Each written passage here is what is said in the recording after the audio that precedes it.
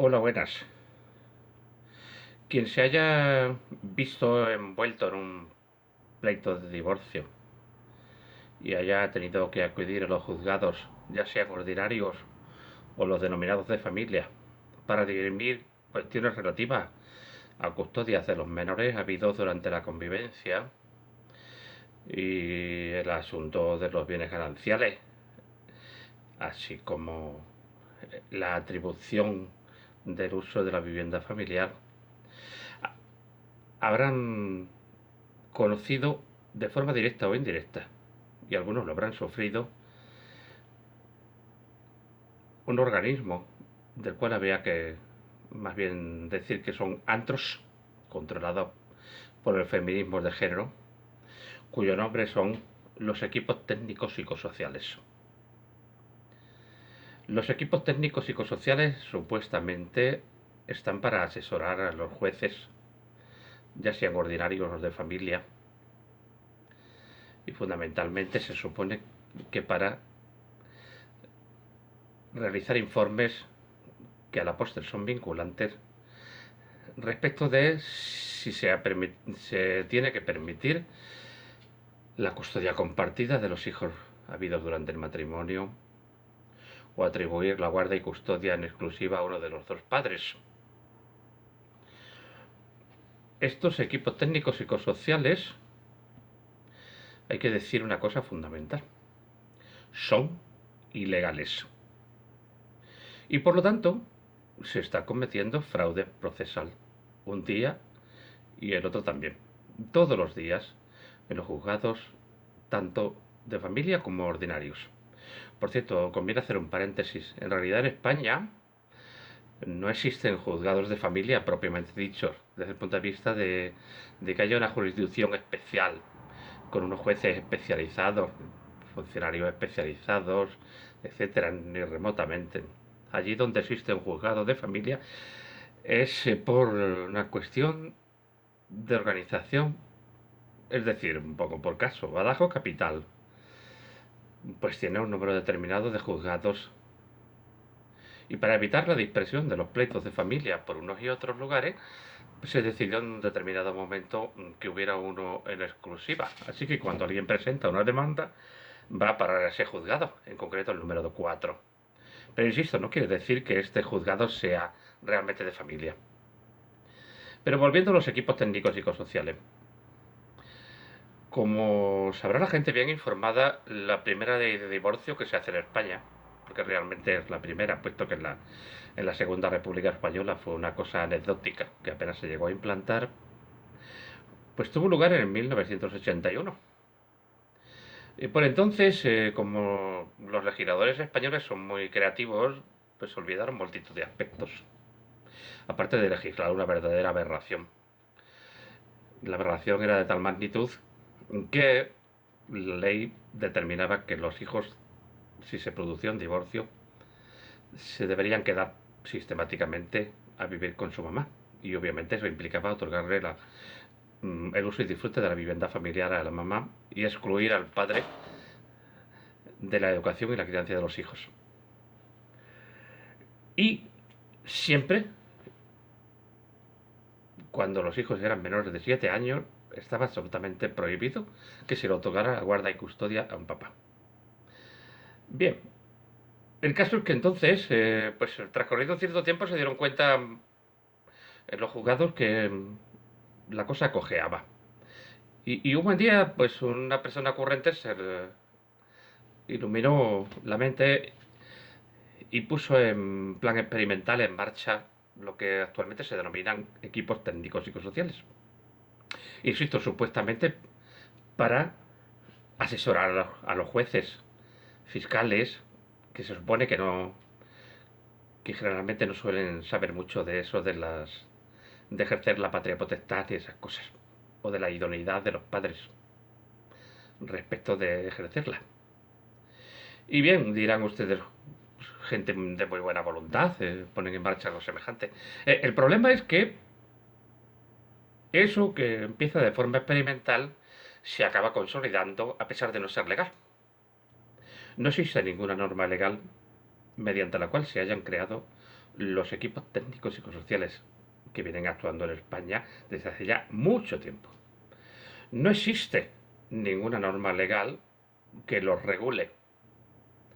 No existe ninguna norma legal en la cual se diga qué criterio ha de seguirse para contratar al personal que trabaja en esos equipos técnicos psicosociales.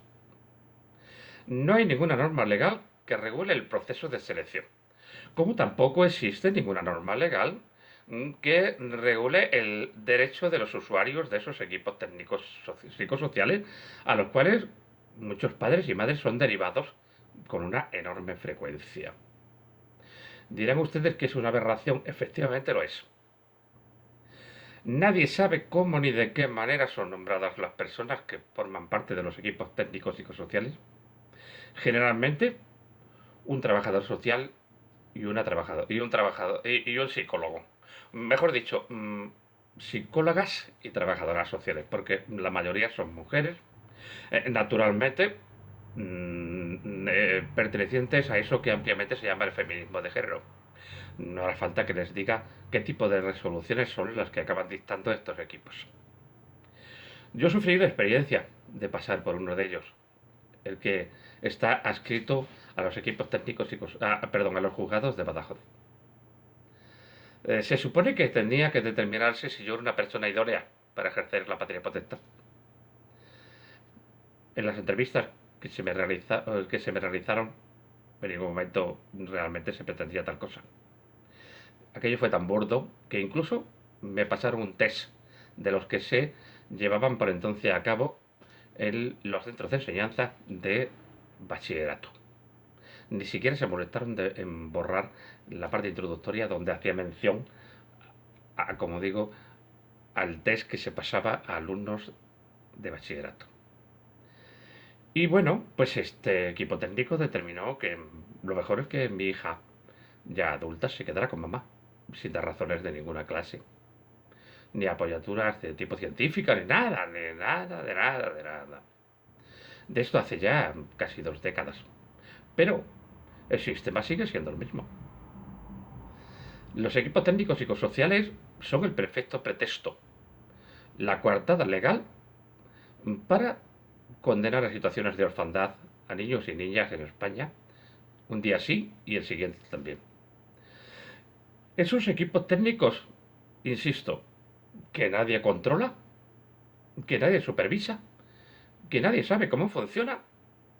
Normalmente ni siquiera se graban las entrevistas, ni se recogen en ningún soporte de ninguna clase, sea por escrito ni nada por el estilo. Y lo que es más grave aún, generalmente todos los jueces y fiscales se llegan rotundamente a que los miembros, mejor dicho mujeres, de esos equipos técnicos y psicosociales comparezcan en juicio para dar la opción, lógicamente a las partes en conflicto, a interrogar a esas personas que supuestamente han hecho el informe pericial para que lo razonen o incluso puedan entrar en confrontación con otros informes encargados de parte por alguna de las dos partes en litigio. Todo esto es absolutamente ilegal. Va en contra de todo lo que determina la ley de enjuiciamiento civil y el mismo Código Civil. Y me parece oportuno hablar de ello porque es que esta es la clave del asunto. La ley de enjuiciamiento civil, como también la penal, mejor dicho, vamos a centrarnos en la civil, dice bien claramente cuando hay pleitos, que los hay, en los cuales se pueda solicitar de parte o por parte del propio tribunal que algún especialista asesore, pues se recurre a los colegios, lógicamente, profesionales. Y también a algunas academias o entidades de reconocido prestigio. ¿Y qué se hace? Pues se solicita a una persona supuestamente experta para que elabore un informe, para lo cual, lógicamente, examina todo lo concerniente a ese pleito, sea de lo que sea, desde un accidente de tráfico, pongo por caso, o una reclamación por negligencia médica. ¿Y qué se hace? Pues todos los años, al principio del año, los colegios profesionales, academias y demás, están obligadas esas instituciones a facilitar a los juzgados una lista de las personas que están cualificadas para peritar. ¿Y qué se hace? Pues muy sencillo. Se sigue lo que se llama sistema de lista corrida. Obviamente, cada año se realiza de forma aleatoria y se empieza por un determinado apellido, al igual que en otras circunstancias tales como oposiciones o cosas semejantes.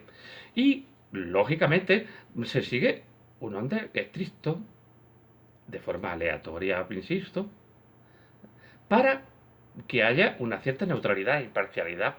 Y por descontado, esos profesionales pueden ser recusados por alguna de las partes. Faltaría más. E insisto, los particulares pueden solicitar otro informe pericial por, por su propia parte y poder confrontar con ese informe que ha elaborado un perito elegido por el juzgado. Y naturalmente los peritos están obligados a comparecer en juicio para ponerse a disposición de las partes, ser interrogados y lógicamente justificar su informe. Dirán ustedes, pues, de pura lógica, así es, en cualquier ámbito del derecho civil, pero en el derecho de familia en absoluto. ¿Por qué? Pues muy sencillo, porque en los juzgados ordinarios y de familia en España se prevarica todos los días y se dictan resoluciones absolutamente injustas que condenan a los hijos menores a situaciones de orfandad de forma cruel y absolutamente escandalosa. No puedo terminar sin recordar que la jurisprudencia del Tribunal Supremo desde el año 2012, y ya ha llovido, dice bien claramente, y se ha reiterado en múltiples ocasiones, que se tiene que generalizar la custodia compartida de los menores tras el divorcio y que las custodias monoparentales, sean maternas o paternas, tienen que ser absolutamente excepcionales. Y que naturalmente cuando se excluya a uno de los progenitores de la crianza y la educación de los hijos, debe ser fundamentado por el tribunal. Y obviamente lo que da a entender es bien claro, que solamente puede excluirse de la educación y crianza al papá o a la mamá cuando existan algo más que indicios. Hechos probados de que los niños y las niñas corren un serio riesgo de abandono, de maltrato, desamparo. Y mientras tanto, se ha de tender a la custodia compartida. Porque los hijos tienen derecho a disfrutar de su papá y de su mamá por igual y a poder enriquecerse con su compañía y ambos deben participar en su educación y en su crianza. Los equipos técnicos psicosociales, insisto, son ilegales y son la perfecta coartada para condenar a los menores a situaciones de orfandad. Se está cometiendo fraude procesal. Se está prevaricando en España, condenando a niños y niñas a situaciones de orfandad. Cientos de miles ya, más de millones habría que hablar, desde el año 1981. Ahí queda eso, para el que quiera hincarle el diente.